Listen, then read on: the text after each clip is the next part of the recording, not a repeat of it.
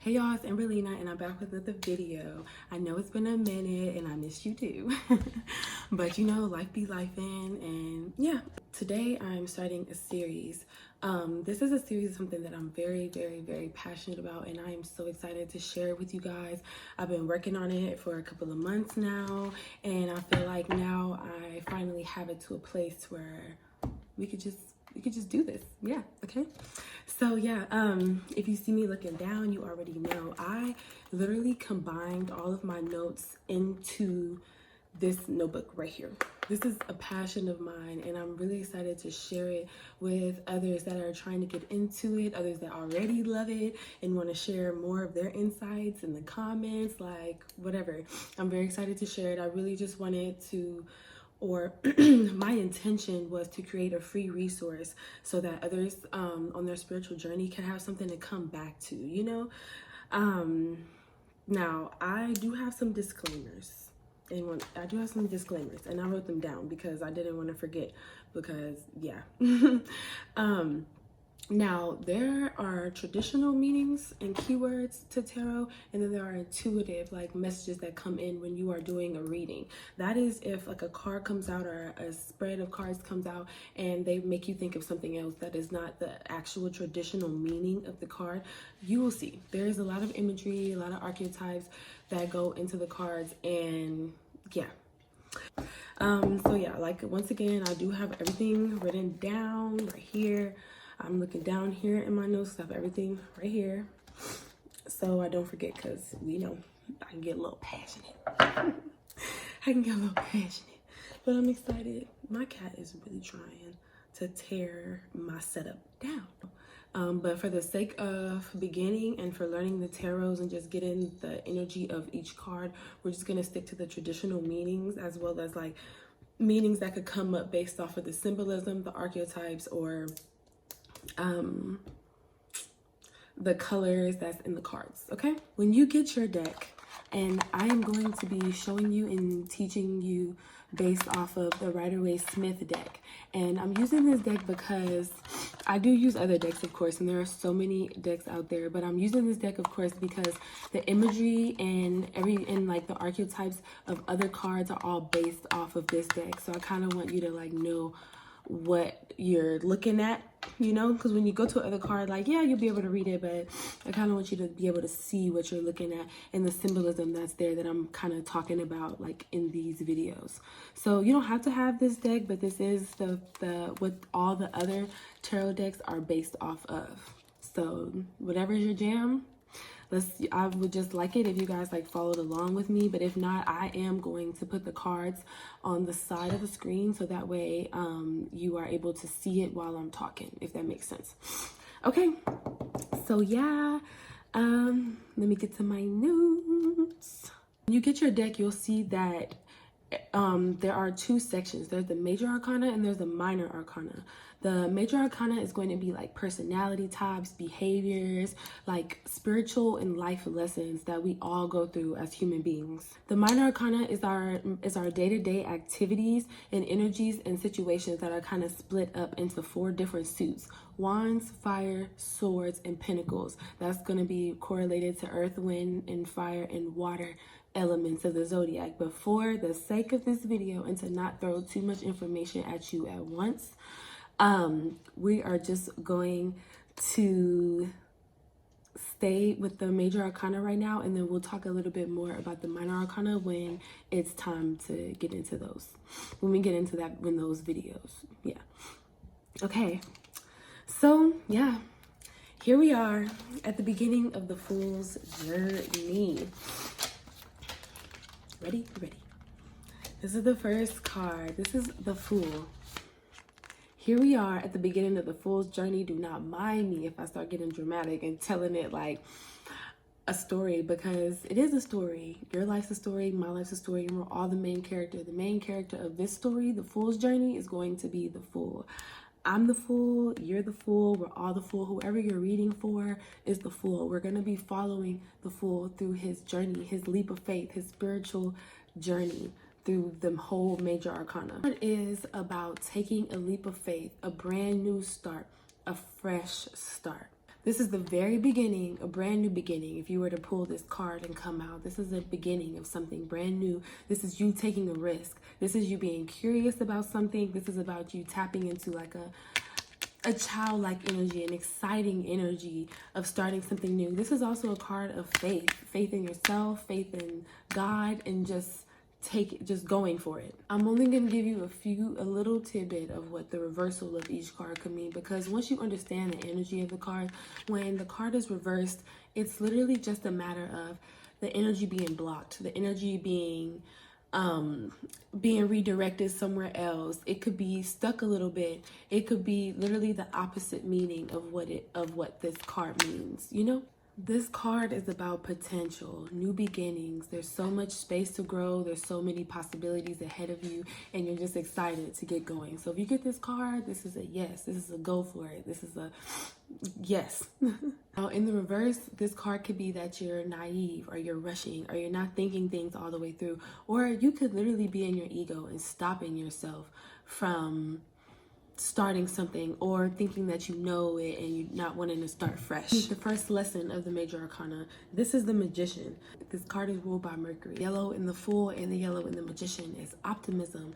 This is excitement. This is joy. This is having resources. This is being able to manipulate a situation if that's for your highest and for your best good, because that's what a magician does. Magician moves the energy around, has all the resources around, every single suit at his table. This is to show that he's resourceful, and the ideas that he has that's coming from above, he's able to manifest them down and below, which is why he has the one hand up and the one hand down. My favorite way to explain this is bringing ideas down from God into your reality. We are all here to manifest heaven on earth. And that's what the Magician is reminding you of. The Magician is creative, is skillful, is confident, and is intellectual. Magician can come out when it's time for you to develop your skills, when it's time for you to believe in yourself, when it's time for you to focus your willpower and affirm yourself. And this card is in reverse. This card can be talking about missing the signs, or not connecting with yourself, like a lack of trust in yourself, self-doubt. Sometimes with this card comes in reverse, it could be dishonesty. You know, you can manipulate something for your best. You can also manipulate something that is not. All right, we moving along. Okay, so now with our High Priestess, this is our High Priestess card, and this is our second spiritual lesson in the major arcana, in the Fool's journey. And when we talk about the High Priestess, she has a number 2. Number 2 in numerology is for balance, is for duality, is for choices, is for partnership. She is in partnership with the divine. Behind her is a veil that none of us can see through. There's a little bit of water behind the veil, and that is to represent spirit. That's to represent consciousness, that are the unconscious that is behind this veil, and only she is holding like the book to get behind there. She is holding the book of secrets. When this card comes out, it is telling you to trust your intuition. This card is also like telling you to tap into your subconscious, your inner knowing. This card can also mean secrets, following and listening to your instincts, knowledge and wisdom, psychic gifts, psychic visions. This card can also mean it's time to connect with your higher self, because your higher self is a guide. Believe it or not, your higher self is a guide. This card, the High Priestess, she is ruled by the moon. This is emotions, this is intuitive. This card can mean like your spiritual practice. The B pillar is Boaz. This is a sign of completion. The J pillar is called Jacqueline. I can't say it, but I'm gonna try to put them on the side. But it's a sign of new beginning. So you're literally right in between, and spirit helps you. Pillars, if you see pillars in your tarot cards, this is a connection to the divine. Like when you have pillars in between, you'll see pillars in some other trump cards, but when you see them in between, that is just a matter of you being connected with the divine. Reverse. So now with this card in reverse, this means like you are holding things back and like keeping secrets, but not in a good way, or somebody is keeping secrets. This can also mean that you're confused, or you're feeling kind of isolated, or you're feeling disconnected from your intuition. We're moving along, make a good time. Okay, now next we have the Empress. Oh, this is my favorite. When I first started, this was my favorite card. but I think it's everybody's favorite card. And she's connected to the number 3, and she's connected to the planet Venus. So the number 3 is about growth, expansion, creativity, fertility, communication or collaboration with others, community, I should say. The Empress, she is our mother energy. She is our nurturing energy. This card will come out when you are ready to birth a new creation, when you are ready to start, this could be an actual baby, or this could be like a creative project, something that you are actually bringing into this world. Like, you see that she has plants and all kinds of things around her because she is a symbol of creation. Pomegranates on her dress are symbolism for fertility and passion and the creative ability. This is also the red. You see the red like on her chair and behind her. That's also going to be for passion, creativity, sensuality. The Empress is sensual, like, and not in a sexual way, but in a sensual way where she is ready to use all 5 of her senses to experience what all life has to offer. Connected to Earth and the zodiac signs, she has the zodiac signs on her crown. She has 12. She has 12 stars on her crown to connect her to the zodiac signs and the cosmos. But she's nurturing. She's our divine feminine energy. She's our mothering energy. She's our creative energy. Now, when this card is flipped in reverse, this is going to be like you're rushing the flow, like you're rushing the process of something, or you're not finding the joy in the process of something. This could also be like needing space, like needing a break from kids, or needing to get in nature and taking a break. This could also you not knowing your self-worth, like feeling clingy, kind of codependent. You aren't trusting your ability to create like what you want to create. You need somebody else, you know. This is a lack mindset, a scarcity mindset, also with the Empress in reverse. All right, we're gonna keep on moving. Now we are here with the Emperor. I'm so glad I did these notes because I will get on these cards and I'll read them. Okay. So the Emperor, he is connected to the number 4. This is structure. This is stability. This is authority. This is also manifestation. 4 is connected to earth energy, grounding energy. Now, this is our divine masculine card. The rams on his seats are, they signify the sign of Aries, which is ruled by the planet Mars. The Emperor is ready for whatever to defend their people. This is you. When this card comes out, this can mean protection. This can mean a father figure. This can mean dedication and having discipline in something, or you need to take authority over your life. You needing to set boundaries with other people or around you with other people. This is also like a sense of security, a sense of like stability. And also my favorite with this card that I've seen this card be, this is like personal power. This is your personal like strength, you know, like being able to commit to something and protect it and defend it and like go for it. Now in reverse, the Emperor can be just feeling off or like feeling scared, scared to make a new commitment, scared to stand up for yourself. Somebody is bullying you or making you afraid to stand up for yourself. Self-doubt. This can be control issues from you or somebody else, like in the reading. But basically the Emperor just wants you to be confident in your leadership skills, confident in your authority over yourself, and know that you are protected and guided by the divine. Ooh, ooh, ooh, ooh, we making good time, we making good time, we making good time. Okay, now the next card in the trump is the number 5, the Hierophant. This is our next lesson.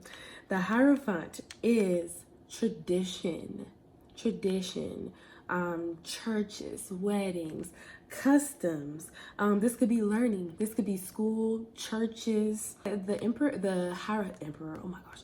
The Hierophant is connected to number 5, which is about individualism, freedom, change, sometimes challenges and conflicts. This card is connected to the sign of Taurus.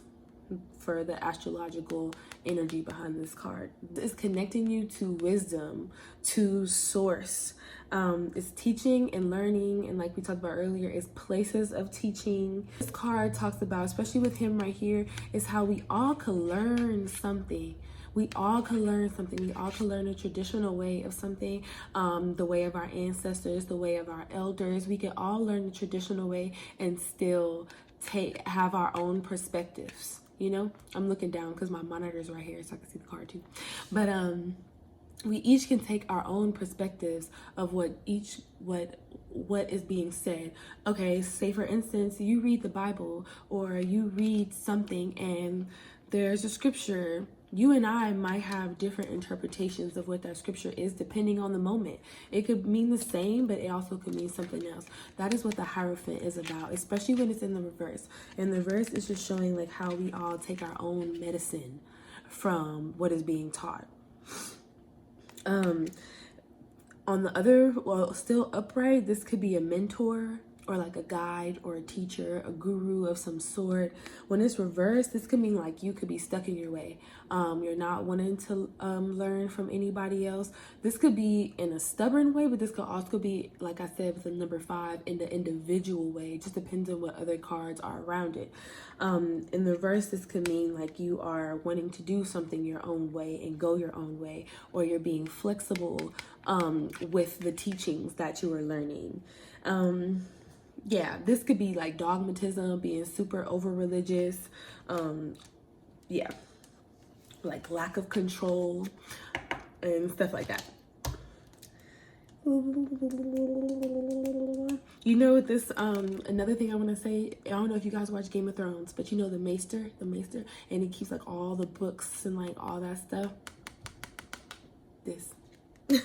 That's what this reminds. That's the energy that it reminds me of. Like people go to them like to get like history or I don't know, just history or like ideas from the past to work it in the future, if that makes sense. And another word you can call for, I'm dropping the cards. Another word that you can say for this is like a human conduit for spirit. Like this person is a channeler.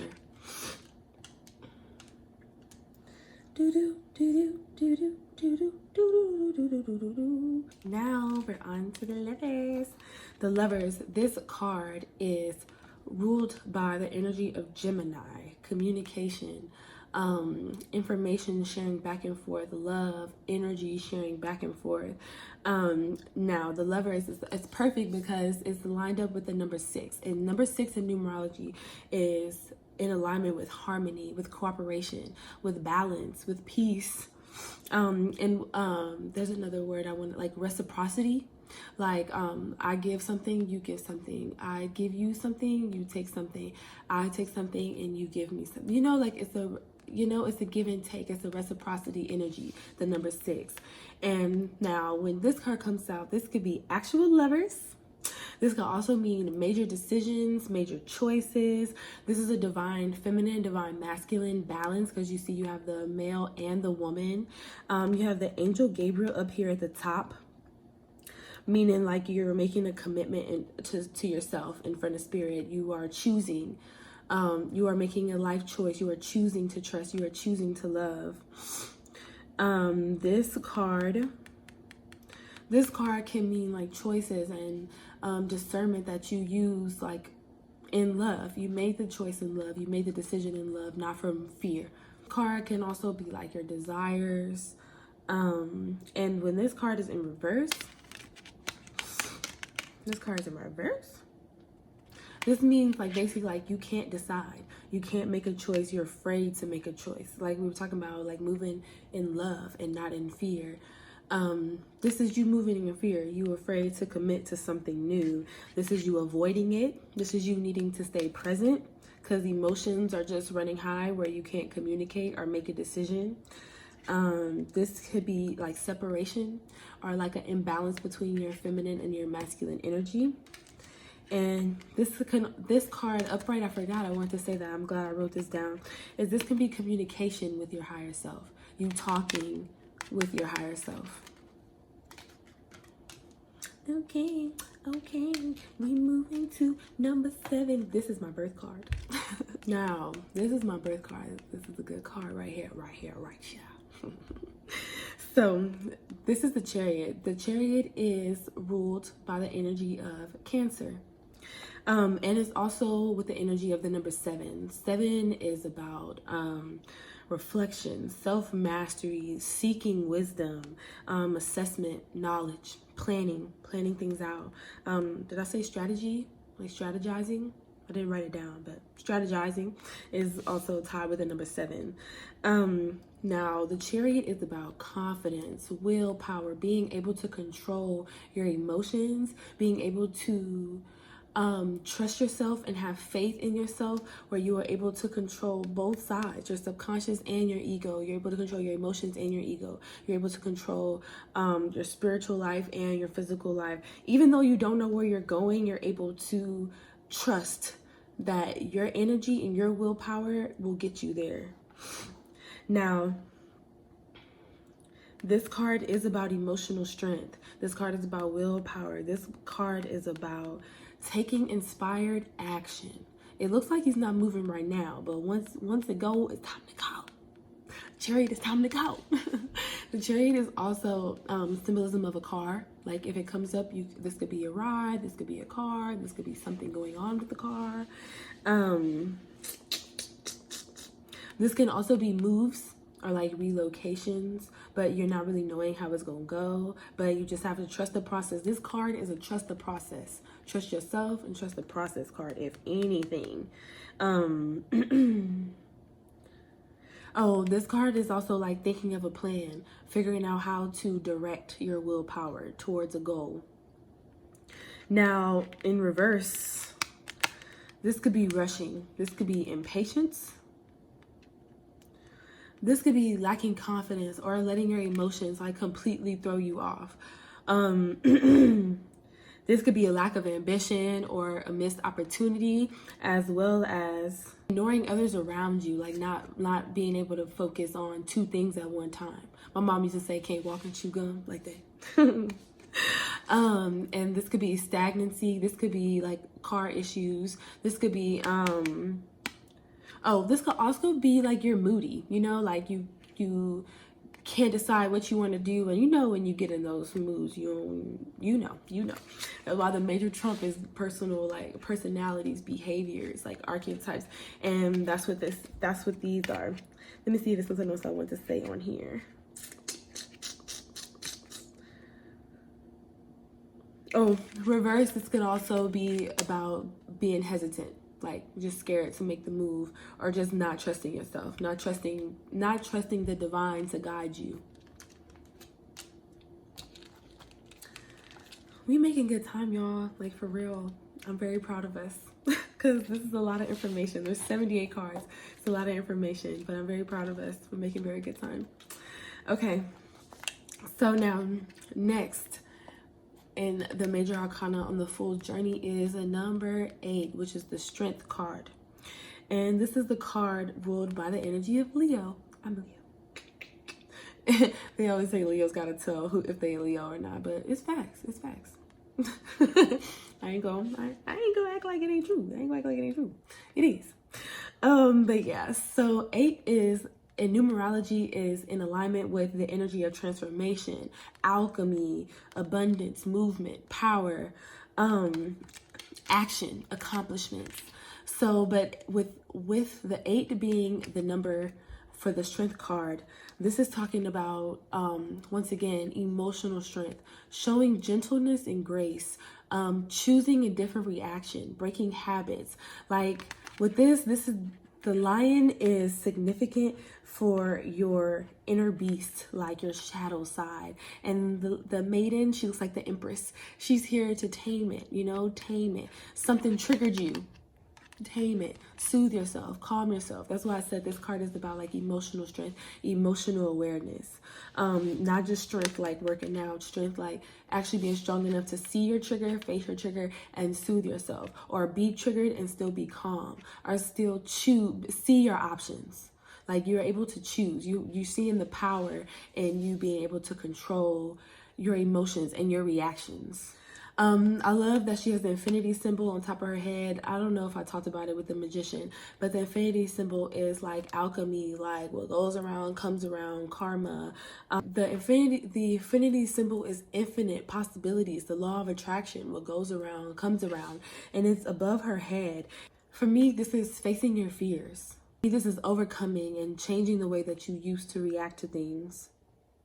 This is having the courage to be vulnerable and to let other people see the soft side of you. This can also be compassion, lust. This card can be about embracing your wall side, not shunning it, not hiding from it. My favorite phrase to think about is just making friends with your demons, making peace with what triggers you.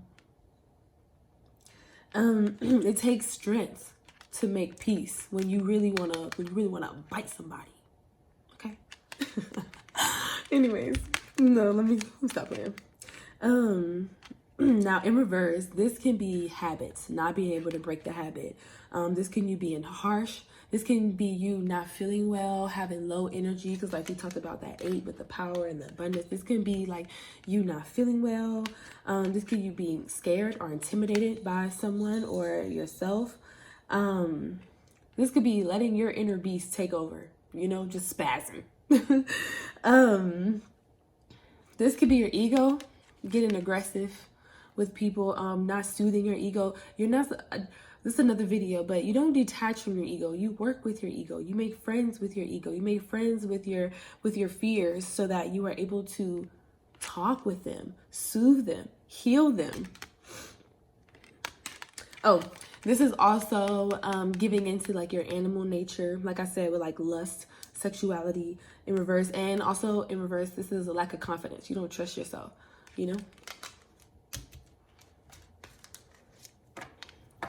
Second to last card, but we get through it. We get into it. Okay. Now, number 9, this is the Hermit. Number 9 is the Hermit. Number 9 is, in numerology, is in alignment with the energy of, this is the loner. This is like knowledge, wisdom, attainment, solitude. And this card is corresponded with the energy of Virgo. And this is the seeker. This is the guide. This is the guide that comes when you are in meditation. This is the guide that comes to show you your inner wisdom. This can mean you are going into a state of like solitude, choosing to go into solitude, like social media detox, things like that.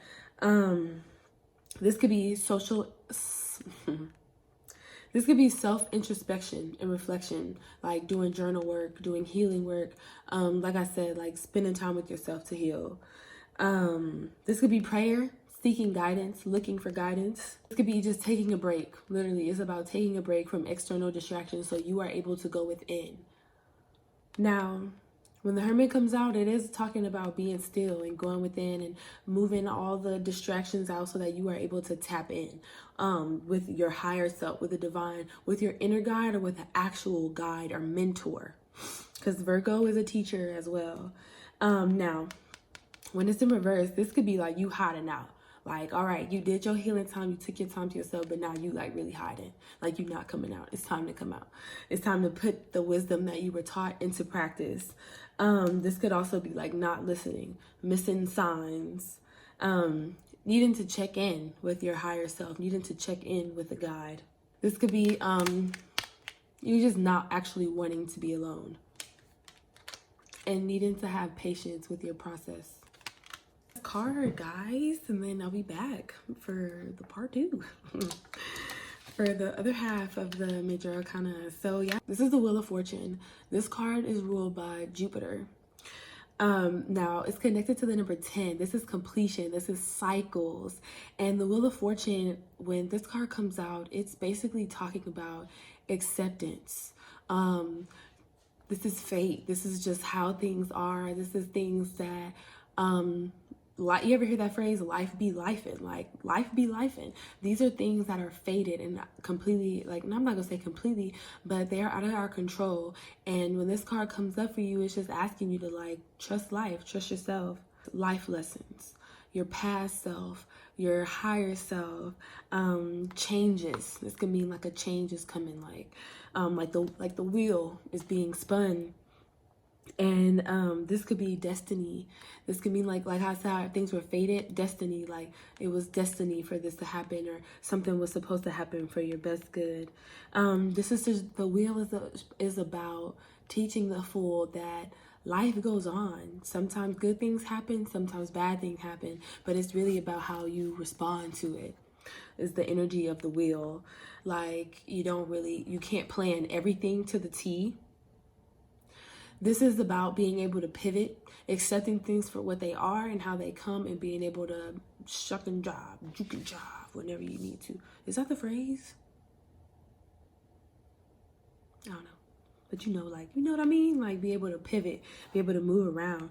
This could be good luck, especially when it's upright like this, like the wheel has turned in your favor type of energy. This could be about the flow of life in general, because you have the 4 fixed signs, Taurus, Leo, Scorpio, and Aquarius around in each one. And it's about spinning the wheel of life and moving through each energy. Each fixed sign's energy helps the other one move. When this is in reverse, this could be like a delay, a snag. Kitty, you see my cat?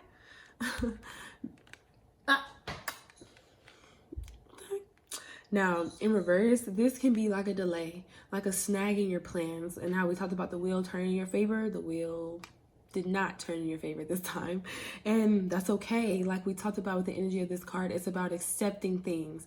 And this is in reverse. This can be you not in full acceptance, you not surrendering to the flow of life, or you trying to hold on to the little bit of control that life ain't gonna give you, baby. Just kidding. In reverse, this can also be like chaotic energy, or just stubborn energy, or unexpected changes. So yeah, that was the first 10, and now my phone dying and everything else.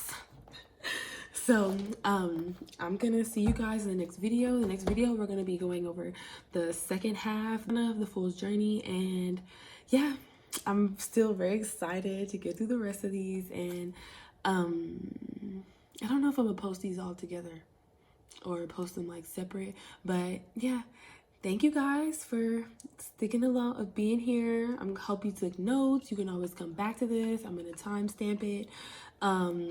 And also, like, I want to continue to add. So if you have found other meanings, or you feel other meanings that I did not say, or you feel like resonates with the cards that we discussed today, then write it down below. Comment a purple heart if you like the video, and if you like videos like this. Let me know what else you guys want to see from me. And yeah, I'll see you guys in part 2 of the Major Arcana. Bye. Right? Yeah.